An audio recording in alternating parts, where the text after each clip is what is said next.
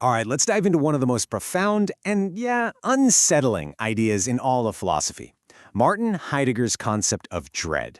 Now, this isn't about your everyday stress. For Heidegger, this incredibly specific feeling holds the key to waking up and living a truly authentic life. You know the feeling, right? It's not that you're scared of something like a big presentation or a spider. It's a vague, creeping unease that just settles over you, and you can't pin it on anything at all. Well, according to Heidegger, that's not just some weird mood. That's philosophy happening to you. But before we can really get what's so special about that anxiety, we need to talk about our default setting, the way we usually go through our days, which Heidegger says is mostly on autopilot. He had a specific name for this autopilot mode, das Man, or the they. Think about it. The they is that quiet, constant background noise of what one should do. They say this is the best new show to watch. They say you should have this kind of career. It's the world of what people do. And it's comfortable, it's safe. It lets us off the hook from having to make scary individual choices. But here's the catch. When we live in the world of the they, we're so busy doing what everyone else is doing that we kind of lose ourselves in the crowd. We become interchangeable. We're living, sure, but it's a sort of tranquilized existence. And then, every once in a while, something comes along and shakes us awake. That wake-up call is a mood, a feeling. But to get it, Heidegger is really clear that we have to draw a big, bright line between two things we mix up all the time: normal, everyday fear, and this deeper existential dread. Okay, let's break this down because it's crucial. Fear, or Furcht in German, is easy. You're afraid of something specific, a dog barking at you, a looming deadline. It's an object in the world, and you can react to it. You can run, you can work harder, whatever. Dread, or Angst, is totally different. It has no object. You can't point and say, I'm dreading that. It's not about a thing in the world, it's this weird feeling about the whole world itself. And because there's nothing specific to target, you can't fight it or run from it, you just feel it. And you have to understand this difference is everything. Fear happens within our normal, comfortable, everyday reality. Dread is what happens when that entire reality and all the meaning we attach to it suddenly gets put on trial.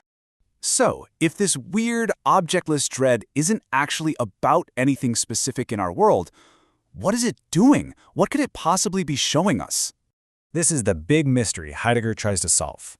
When you feel that anxiety wash over you and you can't find a reason for it, it's because the reason isn't a thing at all.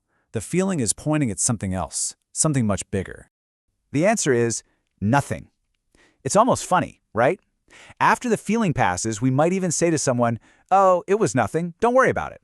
And Heidegger would just nod and say, "Exactly." But when Heidegger says the nothing, he doesn't mean an empty black void. He means the experience of the world's meaning collapsing. In that moment of dread, your job, your hobbies, your relationships, all the things that normally matter to you suddenly feel weightless, insignificant. The world is still there, but its purpose, its why, has just evaporated. The result of this experience is a very particular feeling. Heidegger says that in dread, you feel unheimlich, which we translate as uncanny. The German word unheimlich literally means unhomely or not at home, and that is the perfect description. The world, the one that's usually so familiar and comfortable, suddenly feels alien. The web of meaning that made it feel like your world has disintegrated. You feel like a stranger in your own life, existentially homeless. Now that sounds terrifying, and it is. But for Heidegger, this is also where things get really interesting.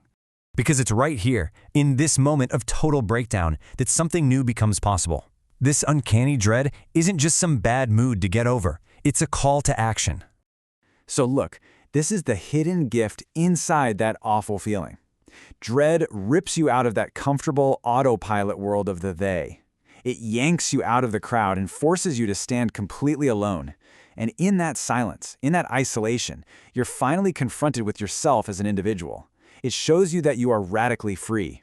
The old, easy path laid out by everyone has disappeared.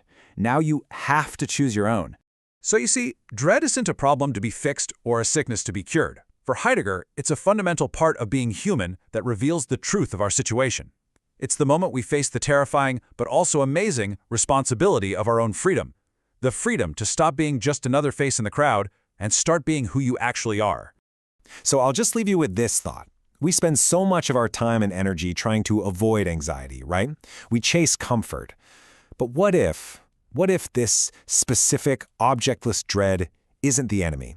What if it's the jarring, unwelcome, but absolutely essential alarm clock we all need to actually wake up?